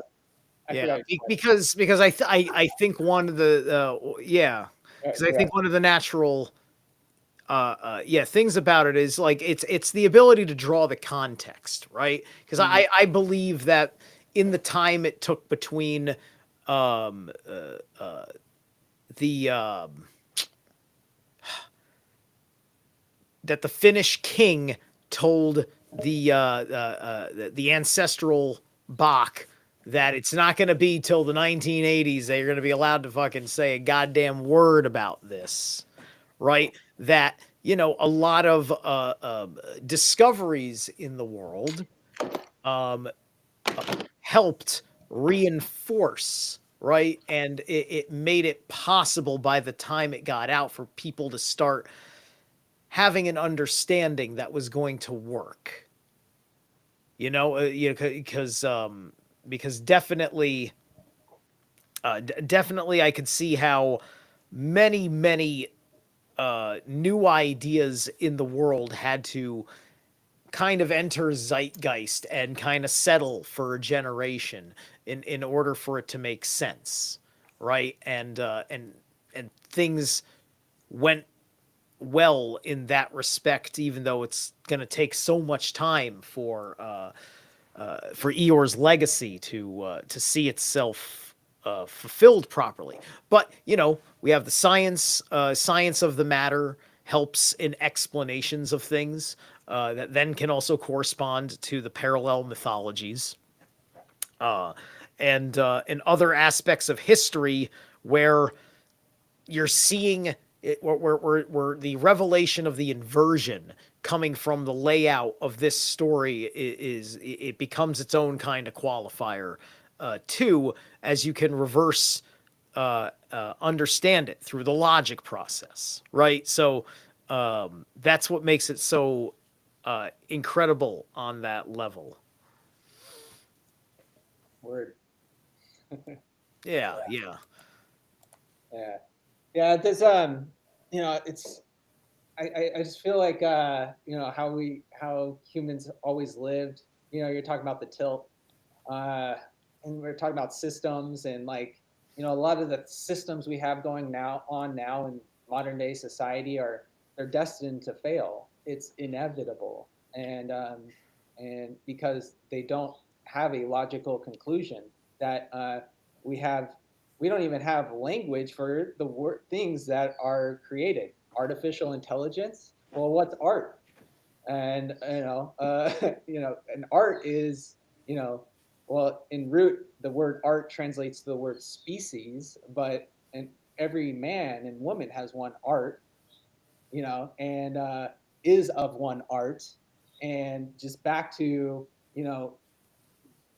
being a good person, being a godly person is kind of the most important thing, and part of that is well creating more people and give or giving information or delivering babies.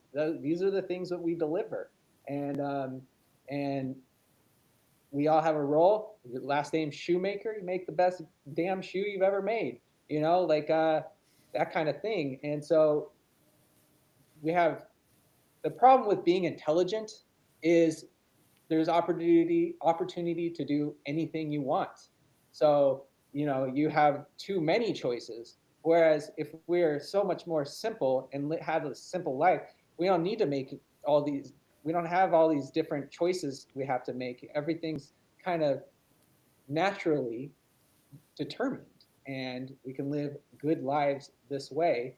And so when we're trying to navigate, going through the future, these are things we have to keep in mind is, keep it simple, stupid, like, um, and, yeah, uh, yeah. and it's not that important to care about buying things to impress people we don't like, and, whatever, right? Like we're I Yeah, I have kids, yeah, and I it's just a different yeah.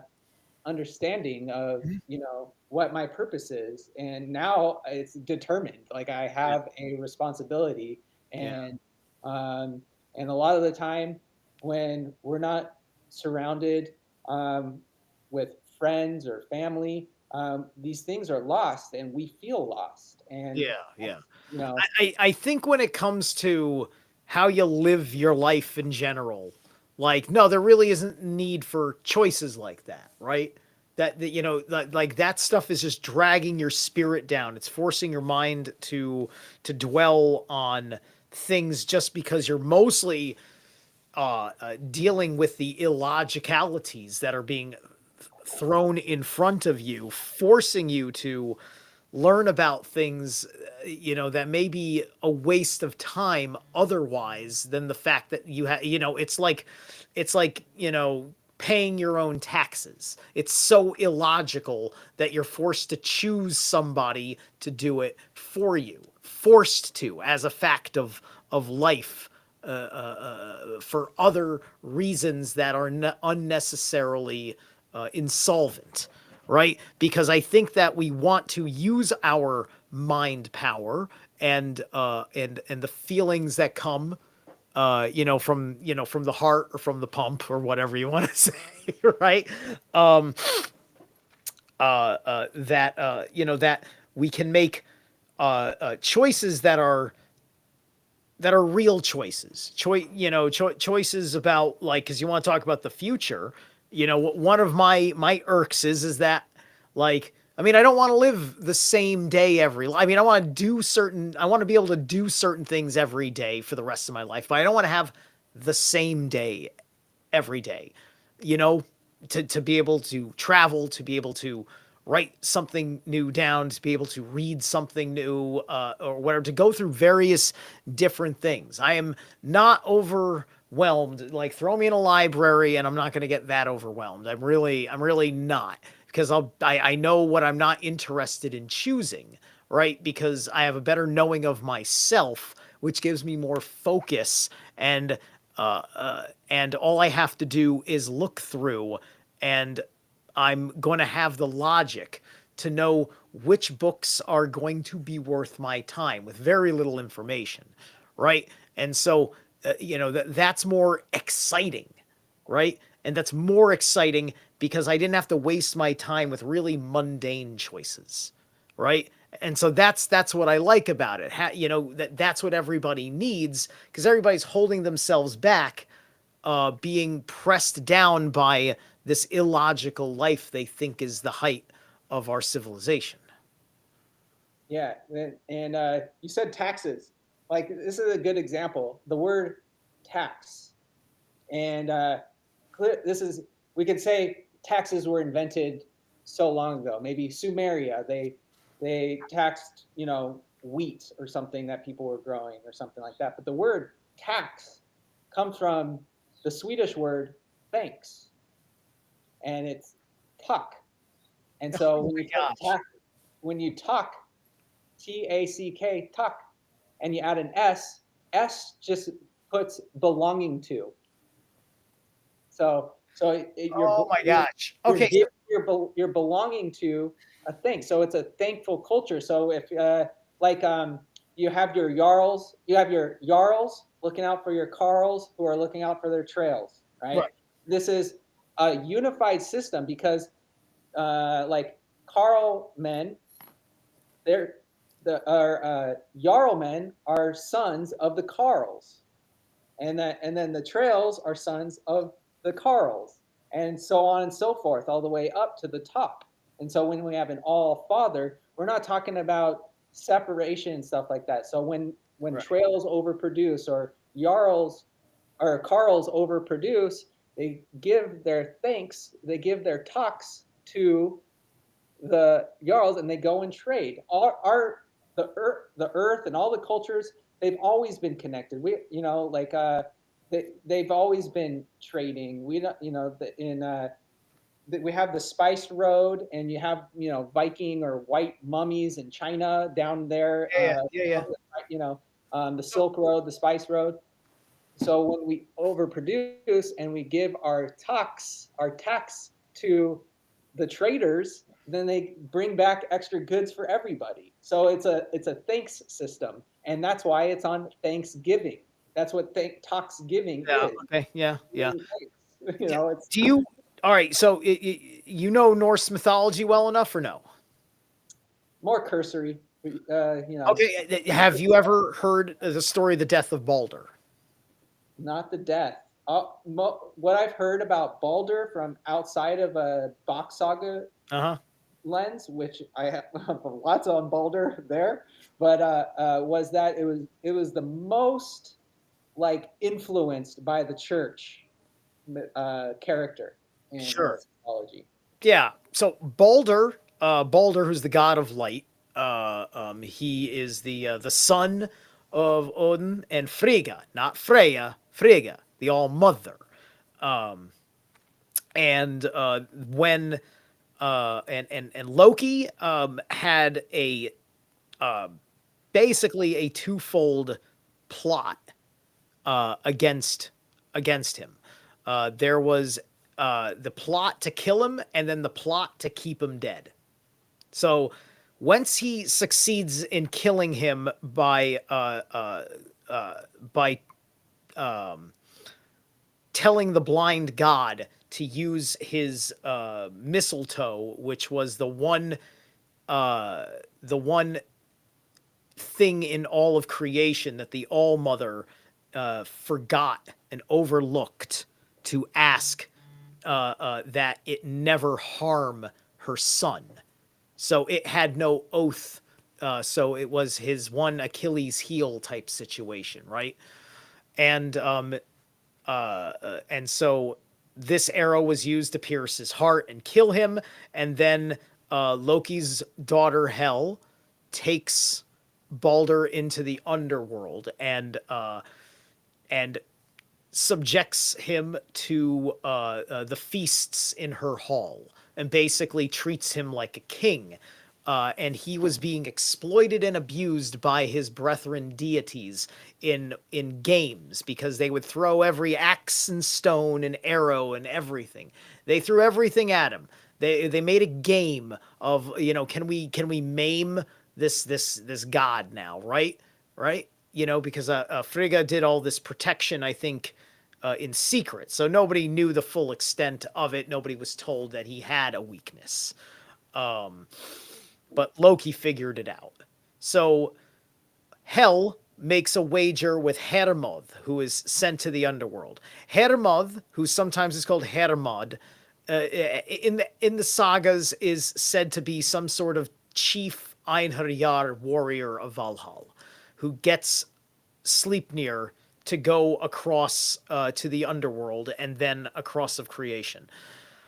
So I think that it's Hermod because it's the Her Mother, it's the All Mother. I say that that's Frigga on Sleipnir, who goes to hell to talk to Hela to get her son back, right? And she says, you do not get to see your son back unless you get all, all of creation to weep for Balder. So then Frigga, as I believe it is, goes and gets everybody to weep for Balder, except for a Jotun, a goddess named Tuk, who is the spirit of gratitude itself. And the spirit of gratitude said, no, I will not weep for Balder. Right? And it is said that that was Loki in disguise, which means that Hermod did not know true gratitude and could not find it and fell for Loki's trick and overlooked the one thing. And so Balder is kept in hell to enjoy the feasts of the underworld where he is appreciated until the Ragnarok, when finally gratitude will Christmas find him. Day. Aha. So I is right from the very beginning. I was like, this is astrotheology right there. That's completely all astrotheology. The mistletoe on Christmas, Sagittarius delivering the spear into the side, and that's Sagittarius. In the last 3 days, the sun goes to its lowest point in the sky. and it rises again. On Christmas Day under the mistletoe. Yeah. Thank you for rising again, the sun. Yeah. Uh, Yeah. and then you also have the astral bodies where Capricorn Yeah. or Before Christianity, this would have been appropriated by something that would have been more bacchanalian, right? You know, because he's in the underworld with the well, it plenty, would be Osir's true logi. It would be Osir's true logic, astrology. right? Hmm. And and these understandings, this is where I was really excited to talk to Micah at the time, because I was just kind of formulating like these like the animals in the astrology wheel are in Bock Saga domesticated animals, or at least the goat, makes the sheep, makes the cow, and then we also have the lion, which is lay o. Lay in root means to smile, and u is Udin. So the smile of Udin, the smiling lion, Right. the lion's mane, and Yeah. that's Yeah. the rays that come off of the sun are, is the crown of thorns, or whatever, the it's that is the more of the is the ring around. Yeah. uh And then let's not forget C.S. Lewis with Aslan, Os land, yep. so the land of the Aesir. Yeah. You know, who would be the ones that are supposed to hold true to this lion like noble quality. Yeah, and so the Mm, mm. in Bock Saga, the Balder is a ball there. He's the one with the balls. He's the one making. He's the All Father. He's the one making all the people. And then obviously in Bock Saga we have Udin, not Odin, but it's a symbol of the sun. And so in the Bock Saga, it's really like there's the mythology in it. I think is like kind of in the beginning stuff. Like women were given the gift of fire, and the first thing one of the gifts from Udin, he gave only a couple gifts. He gave the men the sounds. He gave Frey the sounds, um, and the meaning to those sounds. And then he gave Freya the fire. And the first thing she did was extract the Yeah. stored sun's essence out of the leaves of nature to make tea, or te, which is the letter Yeah. T. You know, Yeah. Yeah. and This these is were the the first two yeah. gifts. And and then you have Ukko Vainamoinen in Finnish mythology as the thunder god. So Ukko is a character, but also literally is thunder. Though translates to the word thunder as well. Um, and Yeah, yeah. Uko is Uko's in yeah, he's part of the Vainamoinen mythology, right, right. But he's not Vainamoinen himself. They talk about that in like the first two, I think, stories in the Kalevala, which I yeah, have read. Vainamoinen is a word for the compilation of the mythology. It's like Right. it is the compilation. So vine would be like the vine of Of a the tree. Yeah, of a grapevine, plant. Yeah. a Mhm. grapevine. And then mu means maiden or virgin. So the mo with the two dots is maiden. So this is broken up into root, even though it's a Finnish word.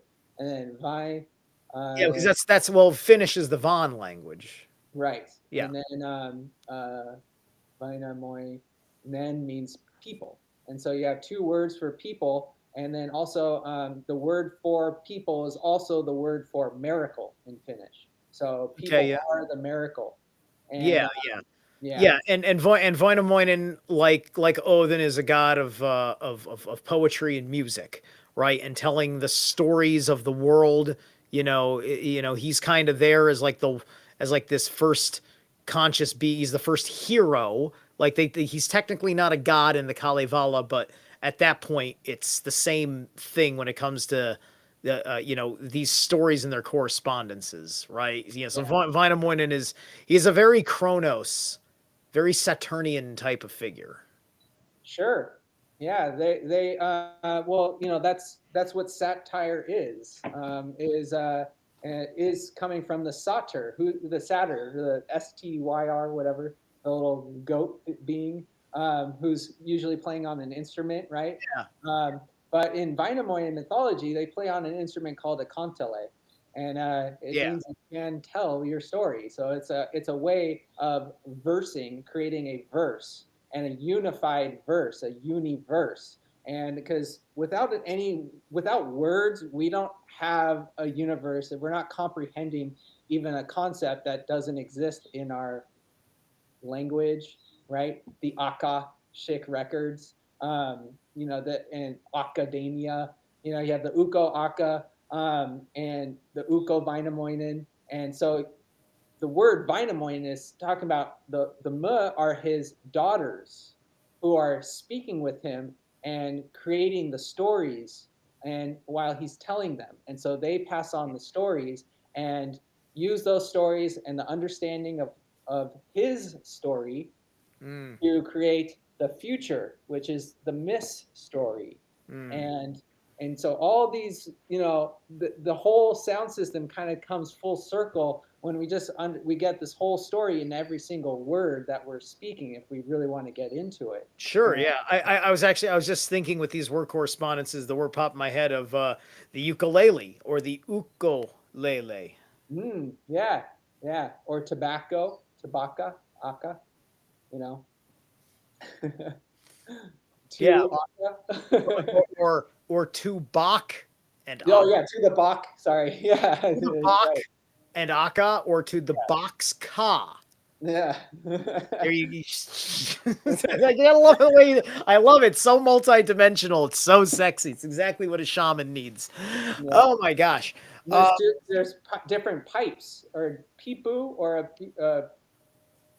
poopy, something P- like that. Anyway, yeah, but poo in Vaughn or in Finnish, puu means tree, but in root it would be pole uden, and so and so you got uden's pole, being the tree. yeah, That yeah. is, it goes. That's why it's such a big topic because you can cover so much territory across all mythologies, astrology, however, whatever you can use the lens of the sound system of our language. The English language is constructed early on, a long time ago. Um, our Old English is more similar to Icelandic, which Icelandic is more close to root than Norwegian and Danish. And there's this Old Norse is much like Old English, and when we look at Old English, they include all the symbols of the sounds, and Yeah. so we look like it looks like it's illegible, Yeah, but but by the time we got Old English as we know it, it was sitting side by side with Germanic and Norse and Celtic, and there was a mix of things because of the ongoing territorial battles of our tribal times. I am thankful for Google Translator because Uh, you go into Swedish, you can start playing around with the sounds and yeah. then finding these words that are, I think belief in root language is true, and true is Well, a different it's word, which is yeah, but self. yeah. Well, that's because belief in context, what's true is a tree because you're being the leaf. So true and tree, True. Yeah, right? yeah, Right? and it's also Yeah. connected to. I love So you can have an incorrect way of being a leaf because if you are not living like a tree, you're living a lie. that. See? Yeah. Because when is a tree dead? When it lies down. Yeah, so there's a distinction between the soul and the spirit, and in the spirit we got the breath, and that's also integral to really put the spirit into the. This is my go-to physical book. This book is fucking amazing. It's quite the academic It's ridiculous. From Joseph T. Shipley, like you can go and like here's coup, Kuo, uh, interrogative, indefinite, and relative pronouns. The words combined there from skr katha, pers or cheese, what thing hence the big cheese. I don't know why it says the big cheese there. Trust me, this is a serious book. Well, look, Yeah, Q is also coast or queso. Like in Spanish, you have queso, yeah. cu, cheese, chu. So uh, I don't know if that's related or not, but It might. Well, you cu see, yeah, in this goes through it, right? It gives you. There will be little things that tell you, okay, this particular way that we mean "ku," like has a little L here in the index that tells you L is for Latin, right? So that's giving you when you hear KUO in Latin, it means it this way, and then it'll be GC, which means like Germanic. GK means Greek, right? Because English has all of these things in there, right? And so that's what this does. And so this Edom Online and things like Google Translate, yeah, once you got a triangulation on your language, you can't go wrong. yeah, and ku also is the letter Q. Yeah, yeah, And in Vaughn language, it's the moon. So their months are called ku. So whatever word ku, and right. you know And the letter Q is for the quadranting you were talking about because it's the sundial they're of quadrats. in Yeah, Odma, right? that means mathematics, or would translate to mathematics, I guess. But Yeah, yeah, which there's I guess that's why we need a calculator. hmm, yeah, there you go. I like it. Yeah, Yeah, yeah. So, cool. Dustin, you don't have much of a social media presence. We've been on for about 2 hours, and Wow. this has been really good. So, I want you to be able to, you know, let us know where people can look out for you, or or whatnot, or anything else like that. I Give your honestly, pro. I think the way you approach Box Saga is actually listening to the Box Saga story being told is the only way to really approach it. And then, um, you know, if this is something that's interesting, like we have lives, and this can be pretty consuming topic of mental energy and things like that. And I would say people need to just focus on themselves. Like if we realize that we're going to be a great child maker, you make them and you raise them and you do the best you can in the structure we have, and using the concepts of how the heathens, the pagans, the whole world has always been run. We can run that algorithm in our own lives in some way, in somewhat interface with the matrix, Well, and yeah. understand the inversion of the code Mhm. that that we're existing in today. Like And like we for me, there are two stories that kind of map it out in my head, right? Story one is Atlas Shrugged. Story two is Black Panther, Wakanda, right? You merge Wakanda and Atlas Shrugged, and you understand that every race gets to do that. um, that's utopia to me. You got technological, ancestral, tribal paganism, right? You lack for nothing. Like you've got anti gravity and energy weapons and organic food and organic birth life and you're still connected to God and the land. It's fucking it's still all people fake. don't understand. I don't like people who bash Black Panther. I really don't. I even like the fucking sequel for what it's worth. Yeah, well, we have the word real, right? And what's real? What is all? Right. What is all we have? And when we're reading the all, we're just, we're continuing as a collective in some kind of way. And I'm pretty sure I believe in a collective consciousness, and when we can embrace these ideas, then we can hear the people screaming about their you know ideas that maybe we understand to be completely false or based on a belief instead of a truth and logic and our own intellect. We can form our collective consciousness starting with the small ringland around us in our own spaces. And I think I don't know. I just prefer a more positive outlook like that. And because like, what's the point of other than calling it out and delivering the information in the way that it can be understood? That is a way we can describe the world to children and help them continue on the same paths of making more children, let's say, and having Yeah. good information and Yeah. understanding of our own At intellect. least after the age of 7, right? Sure, yeah. Yeah. We didn't really cover that topic too much. I mean, it's kind It, of, it's okay. It's okay. but I think it's pretty well covered.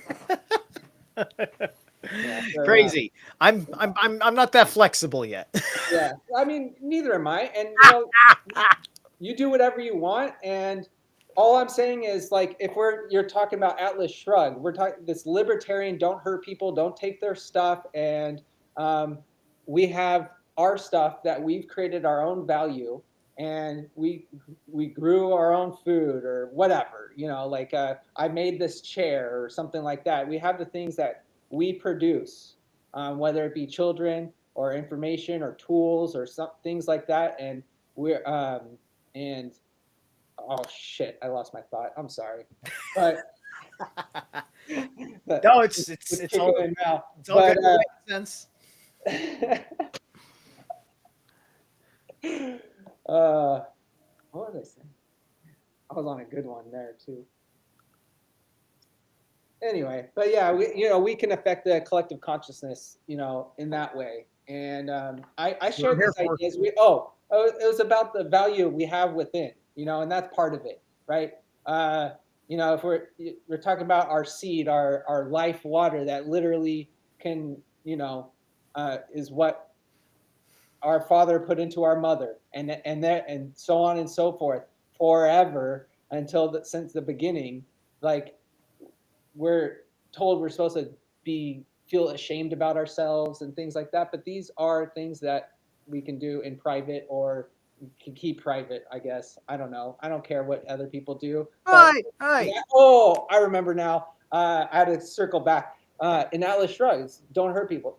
I don't believe people should be locked up for victimless crimes. That's all I'm All saying. right. Yeah. Obviously. Yeah.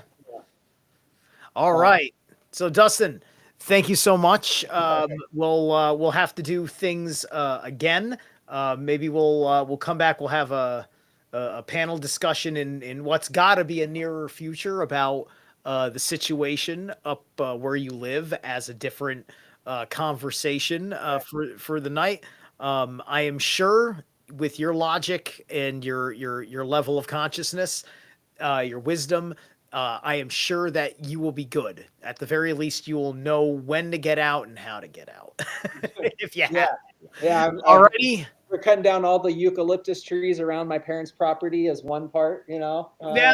There you go. At least for yourself, you take care of those basic things, and then you just got to keep all the homeless arsonists away, because that's what's really going on. yeah, right. Like, Anyway, yeah.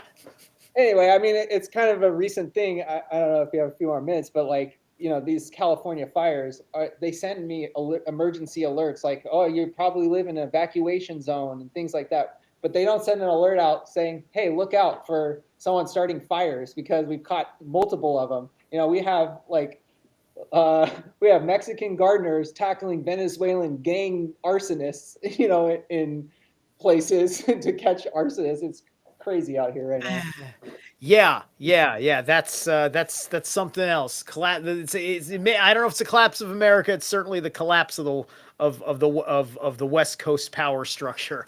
So, Well, my man, we'll talk real soon. I'll see you all on right. Telegram. Alrighty, guys, Yeah, thank you so much. I'm not sure how many more Box Saga sessions I really got to go with material available to react to, unless I start you like start those reading. Eeyore ones, you'll I, never finish. well, I watched the only one that was listenable. No, he That has. was Oh like yeah, a long, full thing that I could really build a whole show off of listening to, right? he So, has you his know, so human I would have to start. I would have to start like reading one of the big Box Saga books if I want, and that I may want to come back to in the later future, if Yeah, it's because I may want to jump to a different subject, as I yeah. That's often what I'm tend to saying. do on this channel. Yeah, Alrighty. yeah. There is the Humaniversity tapes, which are not videos, but they are sound recordings, and the sound is quite awful. And there's a lady coughing. I Ugh. don't know. This coughing lady follows whoever's recording all these recording sessions through the years. But Ugh. there's the Eeyore tapes, and those ones are like 11 hours total, and it's like every sentence he speaks is just like it's it's way deep. So yeah, Yeah, yeah, yeah, yeah. 11. I your think I approach think was I think I saw that one from the late 80s. I'm not sure. We'll figure it out. This is let me just double check the chat real quick, because I've actually ignored the chat just in case somebody wanted to say something to you or me. Uh yeah, it's probably late for you. I'm 3 hours Yeah, ahead. it's just after 10, and I'm fine, right? But also it's just that like I'm not too much of a 3 hour person most of the time. Like it would have to be something Not the like topic. back in Go the West. back in the day when I was doing things differently, when I was part of independent radio, then yeah, I would go like 10 hours, but that's because I had a completely different idea of what the world was listening to back then and what I was interested in being involved with and for how long I wanted to be involved with it. Yeah. But anyway, I think This is yeah, like one of my favorite things about modern society are podcasts. Like I love this way to have a modern oral tradition and yeah, modern oral information system, because I don't like reading. It makes me sleepy. I can barely get through. I try to read to my kids, and I get through like one chapter a night. It's just too much. They're passed out. Whereas if it was like right. audiobook, I can speed it up and listen to it at real time of a story being told, and it just interfaces this.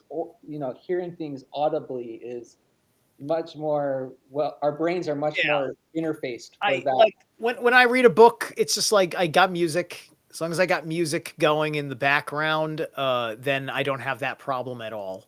Right. Yes. And I can even read with, singing, even if it's singing in English, right? Because I like I got both sides of my brain work, right? So like Yeah. I'm absorbing the wholeness of the song with one side of my head and the wholeness of the book I'm reading on the other side of my head, and it's great.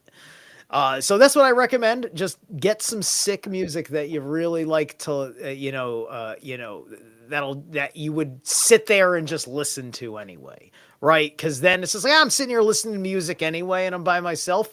Pick up a book. That's how I Let's think about just, let's get to some of those comments if you got some, or it.